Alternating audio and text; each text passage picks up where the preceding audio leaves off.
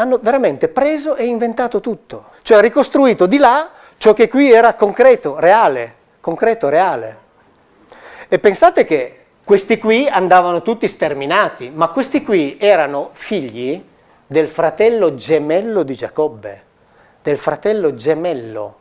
E questi qui, quindi il fratello gemello di Giacobbe, esattamente come Nacor non era gemello, ma il fratello di Abramo, era talmente scemo che questi qui si rivolgevano ai loro Elohim, cioè ai mucchietti di pietre, e non sapevano che Giacobbe invece si rivolgeva a uno che invece parlava, cioè uno che esisteva veramente.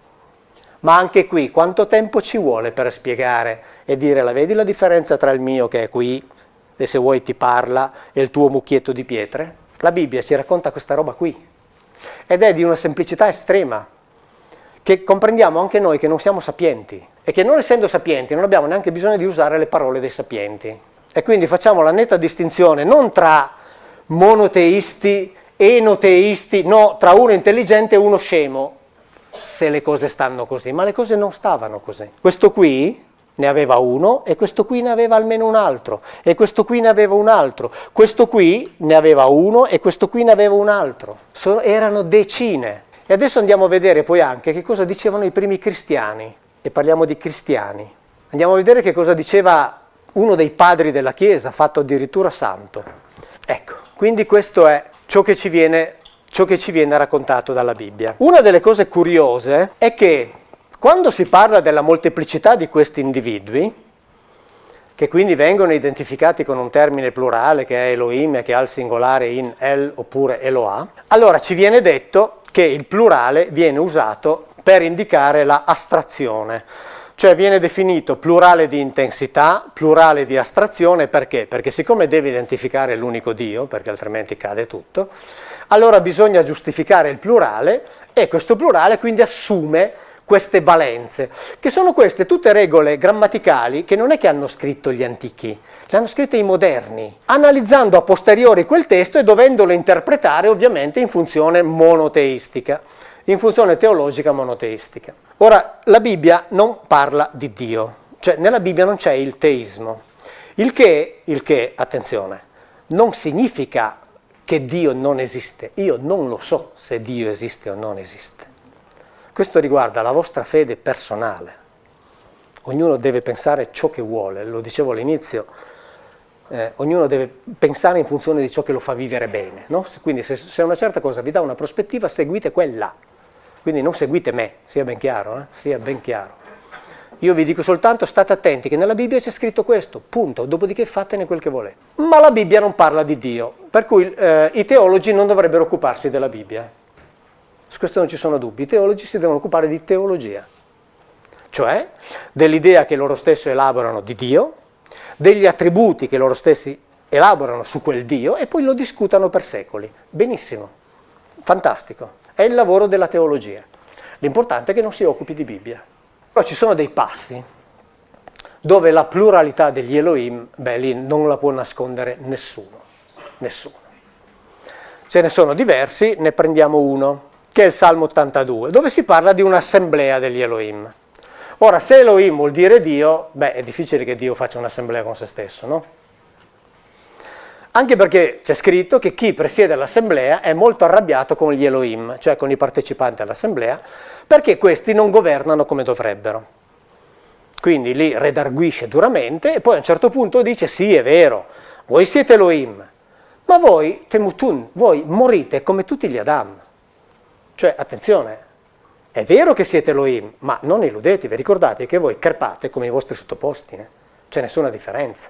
Leggetelo nelle traduzioni che avete in casa. Allora qui, siccome si parla di un'assemblea, siccome si dice che muoiono, allora anche i più irriducibili dei sostenitori della dottrina devono dire no, qui non può voler dire Dio. E allora dicono qui vuol dire giudici. Tutto dove mi fa comodo dico che vuol dire Dio. Dove non mi fa più comodo dico che vuol dire un'altra cosa. Allora prendiamo Tex Willer e facciamo esattamente la stessa cosa. Dico Tex Willer perché lo leggevo da ragazzo. Sapete, nella lotta con lo sciamano, lì come Mefisto, quindi la lotta tra il bene e il male, possiamo costruire una religione, basta usare queste categorie qui.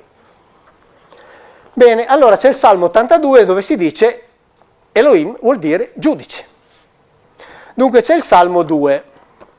Allora, nel Salmo 82 è sempre usato il termine Elohim e nessun altro termine.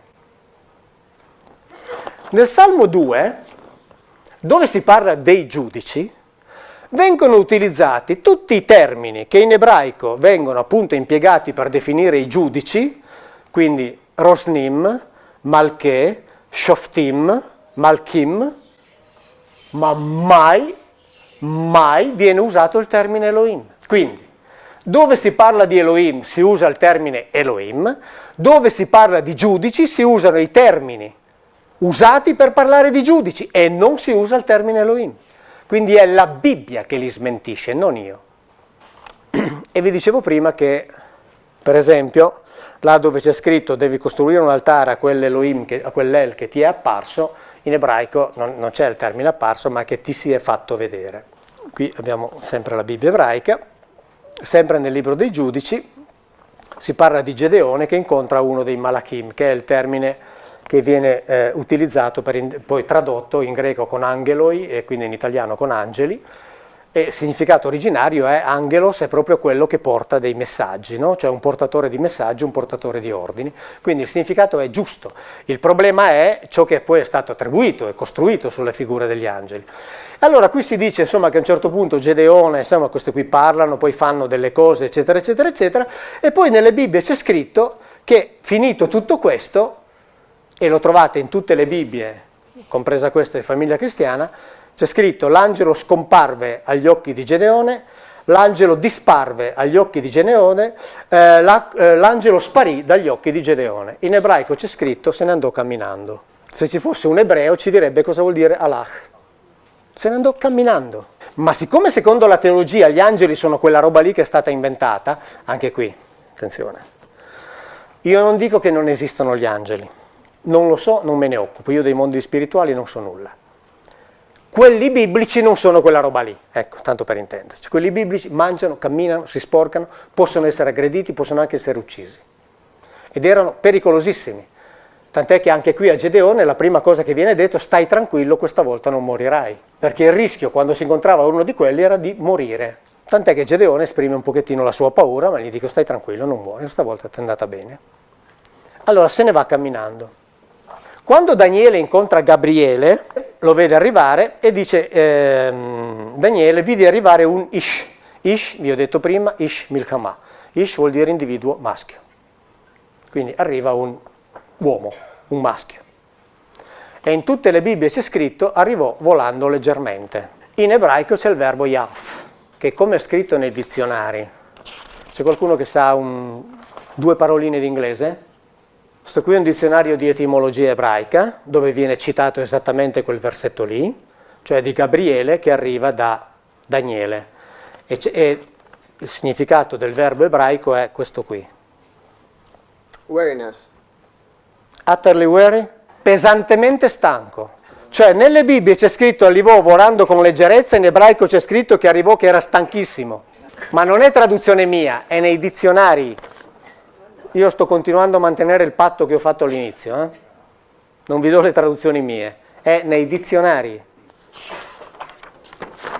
Questo qui è un dizionario di etimologia inglese, il dizionario italiano è essere stanco, stancarsi, non volare leggermente. Vi ho detto prima che ci saranno tutta una serie di parole che scompariranno. Per esempio in Genesi 17, e questa è la Bibbia di Gerusalemme, che se volete leggere una Bibbia che ha un apparato di note molto interessante, prendetevi quella, che è la Bibbia della esegesi domenicana, della scuola biblica, École d'études bibliques di Gerusalemme, è fondata insomma metà dell'Ottocento, eccetera. E quindi è una Bibbia dove ci sono scritte un sacco di cose molto, molto illuminanti. Allora, in Genesi 17 c'è scritto, quando Abramo ebbe 99 anni, Yahweh gli apparve e gli disse, io sono Dio l'Onnipotente. E va bene, in tutte le Bibbie trovate, in qualche Bibbia c'è scritto io sono El Shaddai, nel senso che lasciano il termine ebraico. Perché sono corretti. Perché sono corretti?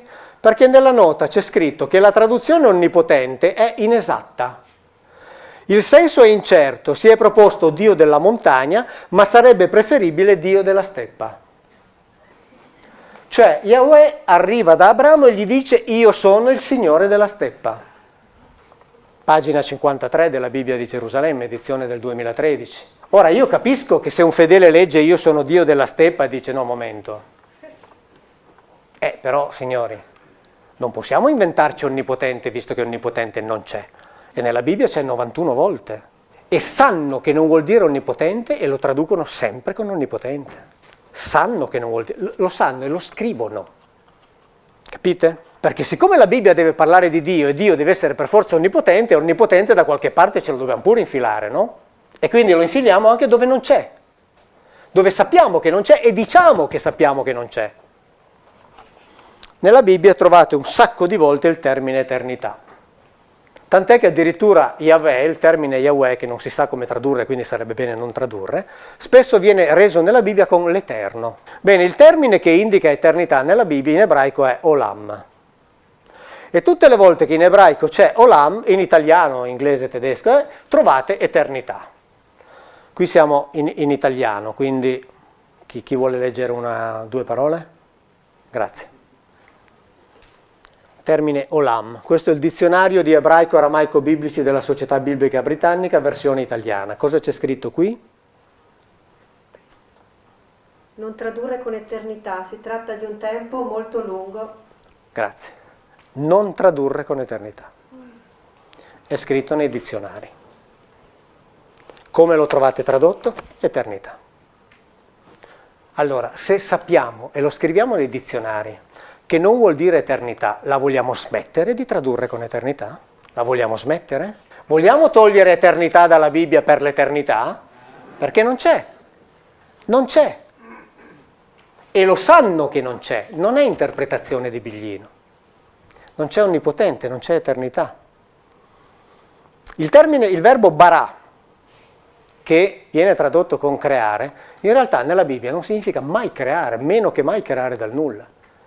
Ma leggete ciò che dicono i teologi, leggete ciò che dicono i rabbini, se volete ve lo leggo. Il racconto della creazione nella Bibbia, docente di studi biblici al seminario giudaico americano e all'Università di Tel Aviv, quindi rabbino, ebreo, dice non è altro che il racconto di una serie di suddivisioni, per mettere ordine. Il concetto di creare dal nulla in ebraico non c'è. Bara non significa creare dal nulla. Allora, non significa creare. Non c'è il termine onnipotente, non c'è il termine eternità. Ma di che cosa stiamo parlando? E che non ci sia l'eternità, ma leggete gli studi della teologa Ellen Van Bolden dell'Università di Nijmegen, eccetera, lei lo scrive francamente, ha scritto addirittura degli articoli sul Telegraph dicendo ma non c'è la creazione nella Bibbia, non c'è.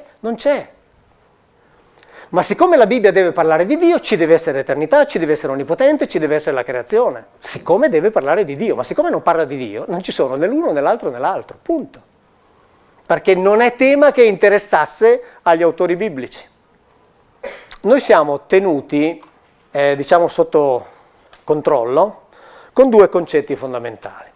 Uno è il concetto relativo al peccato, no? Noi siamo peccatori. Siamo peccatori cioè nasciamo peccatori, nasciamo macchiati dal peccato e quindi abbiamo bisogno di intermediari che ci portino ad una riconciliazione con il nostro Padre. E gli intermediari ovviamente sono quelli che detengono il controllo della religione. Perché? Perché nella Bibbia c'è il peccato originale. Bibbia di Gerusalemme. Sapete, il peccato originale sarebbe la disubbidienza di Adamo ed Eva agli ordini di Dio. E per questa disubbidienza vengono cacciati. Tra l'altro mi fa un po' sorridere questo aspetto perché si dice ma Dio ci lascia liberi di decidere. Ma porca miseria, la prima decisione autonoma che hanno preso gli ha fatto un culo così. Cioè se io ti dico tu fai pure quello che vuoi, ma se non fai quello che ti dico io ti faccio un fondello così, questa è libertà? Cioè, scusate se non faccio alta esegesi, ma io sono molto basso, io striscio nel fango, l'esegesi la lascio fare ai sapienti. Ma uno che mi dice così gli dico tu non mi stai lasciando libero, mi spiace. Libero vuol dire libero. Non che se non faccio quello che vuoi tu vengo punito, questa non è libertà. Questo lo fanno tutti i dittatori del mondo. Tutti i dittatori del mondo fanno così, no? Tra l'altro lui, porca miseria, che diceva sempre uccideteli tutti, è, questi qui, tutti ebrei, è o non è il primo grande, storicamente documentato antisemita della storia? Lui, non semita, usava una famiglia di semiti per sterminare altre famiglie di semiti. È o non è un antisemita? Cioè, bisogna avere il coraggio di dirle queste. Io capisco che poi danno fastidio, però, signori, se è vero ciò che c'è scritto nella Bibbia, e come sanno quelli che da qualche anno, insomma, si interessano alle cose che dico, io dico sempre, facciamo finta che ciò che c'è scritto nella Bibbia sia vero. Perché intanto non abbiamo nessuna certezza del fatto che sia vero ciò che c'è scritto lì. Però siccome abbiamo quello, almeno facciamo finta che sia vero, perché se partiamo dal presupposto che non è vero, allora buttiamo via tutto. Nel senso che buttiamo via la Bibbia con tutto ciò che c'è stato costruito sopra. L'unica opzione che abbiamo è facciamo finta che sia vero, ma se facciamo finta che sia vero, ciò che c'è scritto è questo, non altro. E vi sto leggendo le Bibbie che avete in casa. Allora, peccato originale. Nota, Bibbia di Gerusalemme. Qui non si tratta di un castigo per l'uomo a motivo di una colpa già commessa, ma di una misura preventiva. E questo, quando leggerete la Bibbia, lo capirete bene. Perché quando Eva fa quella roba che non doveva fare, cioè fa un figlio con uno di loro e questo figlio si chiama Caino, questo lo si trova anche nella letteratura ebraica extrabiblica, cioè Eva ha fatto un figlio con uno di loro, e questi quindi diventano poi autosufficienti dal punto di vista della riproduzione, cosa che non doveva avvenire, gli Elohim dicono adesso l'Adamo leggetelo nella Bibbia che avete in casa, adesso l'Adamo è diventato come uno di noi, cioè non lo diventerà, attenzione, è diventato come uno di noi, leggetelo attentamente. E quindi adesso l'importante è che non abbia accesso alle pratiche dell'albero della vita, perché altrimenti questo diventa troppo pericoloso. Cioè Dio ha paura dell'Adamo e lo allontana. Misura preventiva, perché temeva che l'uomo potesse diventare più pericoloso di lui. Attenzione. Quindi non bisogna cercare qui tutto ciò che vi è stato letto in seguito, sia che si tratti di riletture bibliche, per esempio quella di Paolo, che è quello che per primo ha inventato la balla del peccato originale, o delle formulazioni dogmatiche della Chiesa. È scritto qui. Non bisogna cercare qui ciò che non c'è. Perché il peccato originale non c'è. Noi non nasciamo macchiati da niente e lo sanno tutti che non c'è. Adesso vediamo che cosa hanno detto i teologi. Quando ci siamo incontrati il 6 marzo con i teologi, la prima domanda era, avevamo una domanda uguale per tutti con 5 minuti a ciascuno per rispondere. Che certezza abbiamo di Dio? Ovviamente non vi do la mia risposta. Il rabbino capo della comunità ebraica di Torino: non è possibile, sotto certi aspetti, parlare di una evidenza rispetto alle nostre conoscenze su Dio, quindi il credere in Dio è un assioma. Il biblista, uno dei più importanti biblisti italiani, tra l'altro vi ho letto prima, sapete il dizionario che dice non tradurre con eternità, uno dei firmatari, autori di quel dizionario è lui, è lui, quindi era seduto lì alla mia sinistra. Dice, non posso dimostrare qual è la fonte della conoscenza, non posso dimostrarlo, ma se volete c'è la fiducia che in quelle scritture sia risuonata la voce di Dio. Se volete c'è la fiducia. E i miei cugini fondamentalisti, cioè i cattolici, che pensano di rendere un servizio a Dio, ascoltate bene, divinizzando le scritture, fanno una idolatria della carta. E poi si arriva al peccato originale. La domanda al rabbino capo. Siccome per gli ebrei il peccato originale non c'è, perché non c'è, lui dice: ho un po' di difficoltà a parlarne perché non voglio offendere la sensibilità di nessuno. Il biblista Valdese, vi ho detto prima, no, che il primo a elaborare la favola del peccato originale è stato Paolo nella lettera ai Romani. Sentite cosa dice il biblista Valdese. Tra Genesi 3, cioè il racconto di Adamo ed Eva, e Romani 5, la lettera, dove l'Apostolo Paolo dice che per mezzo di un uomo la morte è entrata nel mondo, cioè nel senso che siccome c'è il peccato originale, il peccato ha portato alla morte, evidentemente non c'è coincidenza. E anzi uno leggendo Paolo si può chiedere dove trova quell'idea. Quindi addirittura dice dove l'ha trovata quella roba lì? Non c'è. Il cattolico, docente di teologia alla facoltà di teologia dell'Italia del Nord, Staccherei il concetto di peccato originale dal concetto clanico, cioè che se uno ha peccato, se i genitori hanno peccato, i figli se lo tirano dietro. Una roba di questo genere, secondo me, dice lui, nel Nuovo Testamento è ampiamente sconfessata, anche se purtroppo è stata ampiamente usata in teologia. Leggetela la Bibbia però, e vi fate un grande piacere a voi.